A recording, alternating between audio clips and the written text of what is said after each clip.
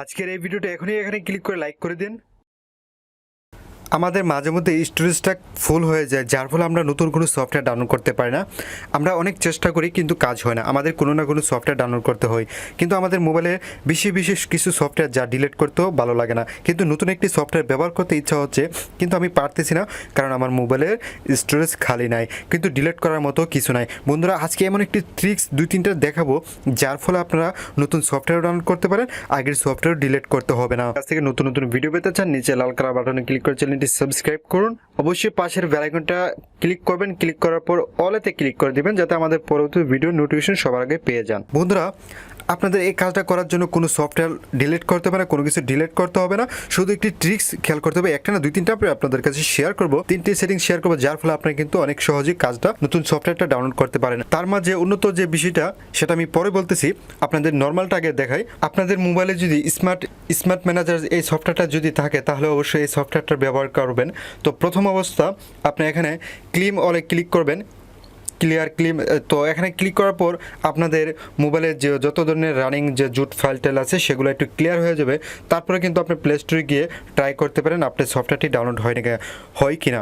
বন্ধুরা, এটা হবে তখনই যদি কোনো সফটওয়্যার ফাইল যদি অনেক ছোটো হয়, তখন কিন্তু এই কাজটা করার পরে কিন্তু আপনারা ডাউনলোড করতে পারবেন। যদি এই কাজ না হয় তাহলে আপনারা কী করবেন, আপনাদের মোবাইলের সেটিংসে চলে যাবেন।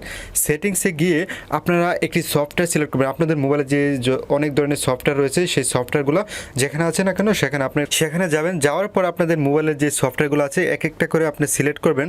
যে সফটওয়্যারটা আপনারা দেখতে পারবেন যে এখানে যে কোনো একটা সফটওয়্যার সিলেক্ট করবেন। সিলেক্ট করার পর আপনারা স্টোরেজে ক্লিক করবেন।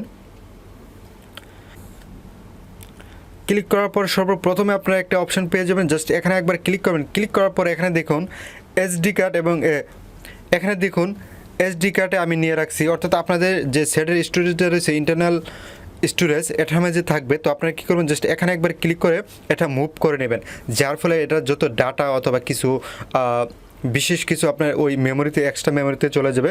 আপনার কিন্তু এই কাজের মাধ্যমে কিন্তু চাইলে আপনার মোবাইলের যে স্পেসটা আছে সেটা একটু ফাঁকা হবে, যার ফলে কিন্তু আপনি নতুন করে একটা সফটওয়্যার ডাউনলোড করতে পারেন। আরেকটা কাজ করতে পারেন, এই যে দেখুন আমি যদি ফেসবুক সফটওয়্যারটা আপনাদেরকে দেখাই, ফেসবুক সফটওয়্যারটা এখানে দেখুন প্রায় 229 MB হয়ে গেছে।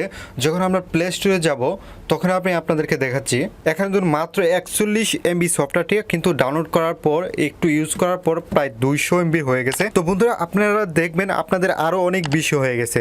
বন্ধুরা, এই কাজটা আপনারা যখন এরকম বেশি হয়ে যাবে তখন আপনারা কী করবেন, তখন আপনারা জাস্ট এখানে একবার ক্লিক করবেন। সর্বপ্রথম যে স্টোরেজ আছে এখানে ক্লিক করবেন। ক্লিক করার পর এখানে একটু নিচে দেখুন আরেকটা অপশন আছে যে ডাটা ক্লিয়ার আর কি। তো এখানে যখনই আপনারা ক্লিক করে দিবেন, ওকে ডিলেটে ক্লিক করবেন। ডিলেটে ক্লিক করার পর যা হবে, আপনাদের মোবাইল থেকে যে ইমেল এবং পাসওয়ার্ড রয়েছে যে ফেসবুকের সেটা ডিলিট হয়ে যাবে, এবং যত ধরনের ঝামেলা ছিল সেগুলো ক্লিয়ার হয়ে যাবে, যার ফলে আপনাদের মোবাইলের স্টোরেজটা একটু ফাঁকা হয়ে যাবে। বন্ধুরা, একটা কাজ মনে রাখবেন, আপনাদের যদি ফেসবুকের পাসওয়ার্ড মনে না থাকে অথবা ইমেল অ্যাড্রেস মনে না থাকে তাহলে কিন্তু এই কাজটা করবেন না। অবশ্যই আপনি মনে করে তারপরে করবেন।